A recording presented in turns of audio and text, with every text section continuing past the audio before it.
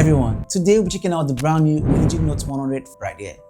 Yes, this is a budget-friendly smartphone that is trying to punch way above its weight.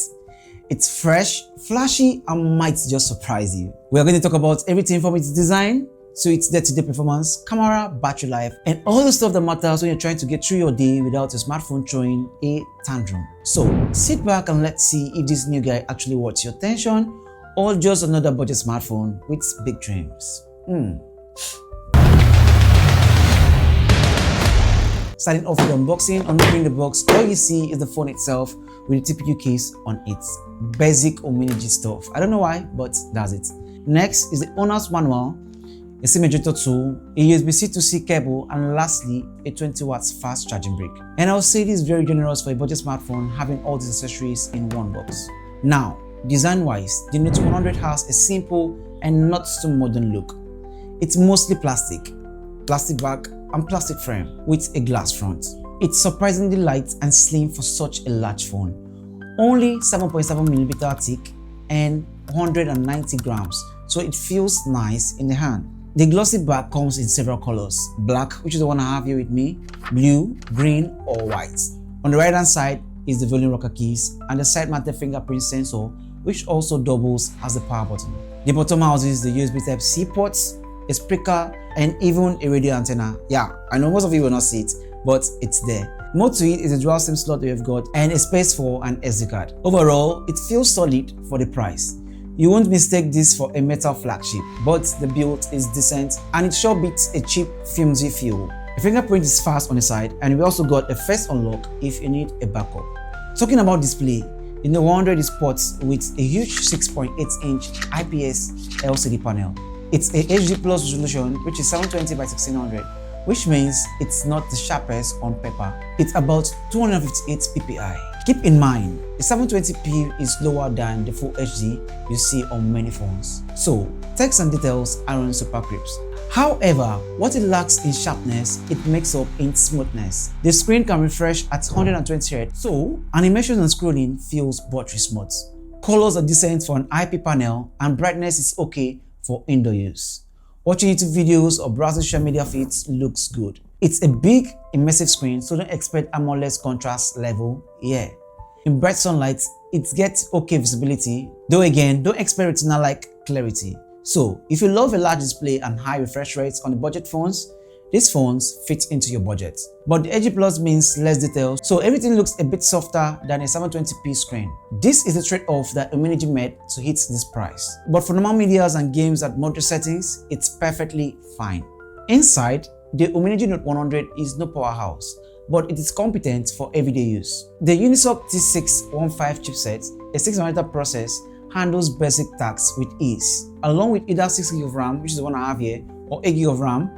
And this means that this phone can juggle multiple social media apps, messaging, browsing, or watching YouTube stream without too much lag. In fact, I found the performance capable for everyday tasks, and switching between apps feels very smooth. For storage, you will get a 128GB, which is the one I have right here with me, or a 256 for a higher model. You can equally pop in an SD card to get it up to 1TB if need be. And that's nice because you have a lot of room for apps, video, music, and whatsoever you want to store on this device. Gaming is where the limits choose. Light games or older games like Candy Crush or simple car race runs fine.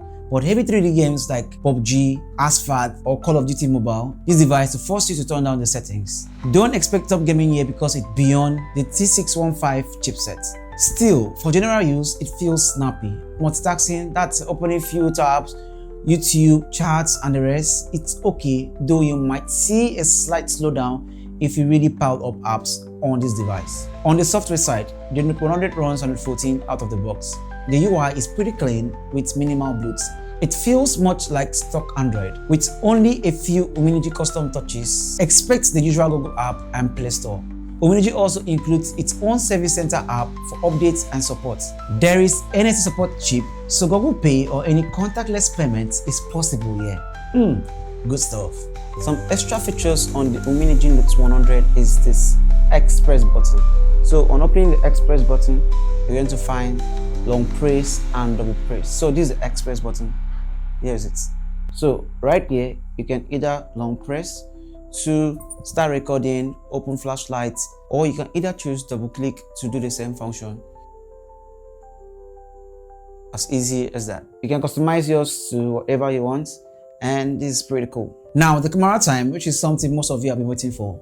The Note 100 has a triple rear camera setup, but keep in mind, it's a budget phone, so don't expect crisp photography. The main shooter is a 50 megapixel sensor, and the other two models are 2 megapixel for macro lens and 2 megapixel for depth.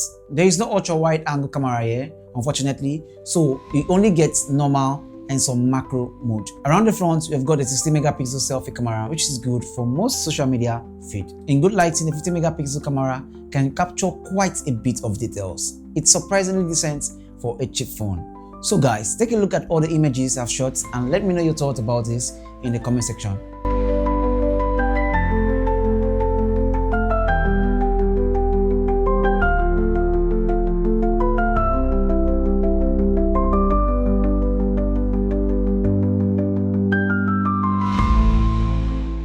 Battery. This is one of the UMIDIGI Note 100 strengths, and it comes with a 5000 mAh battery. With moderate use like browsing, watching videos and the rest, it simply lasts a whole day, often more. In my test, I saw 78 hours on screen on time over 2 days of light usage. So if you're a light user, you might get past a day and a half with this device. But for heavy users or gamers, you might probably need to charge this device at the end of every day. And good stuff, it supports a 20 watts fast charger included in the box. It's not the fastest out there, but you get this device charged back from 0 to 100 for around 2 hours. There is no wireless charging here though, but bottom line, this battery life is solid. And you can trust the battery to get you through your day without struggling to plug it back. So in conclusion, who is the UMIDIGI Note 100 for? I would say it's ideal for anyone who is on a tight budget that needs a large screen, long battery life and 5G support device. Think of students, workers, or anyone who needs a backup device.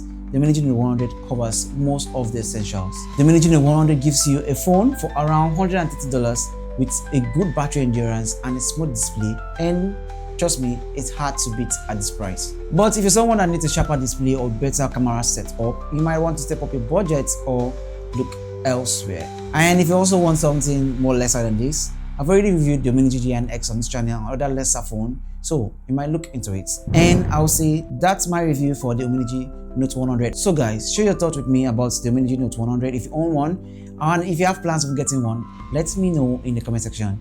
Give this video a like if you enjoyed it, and please subscribe to this channel in order to stay informed on the latest tech updates out there, because I have tons of videos coming up for you. Thanks for watching. Till next time, bye and bye.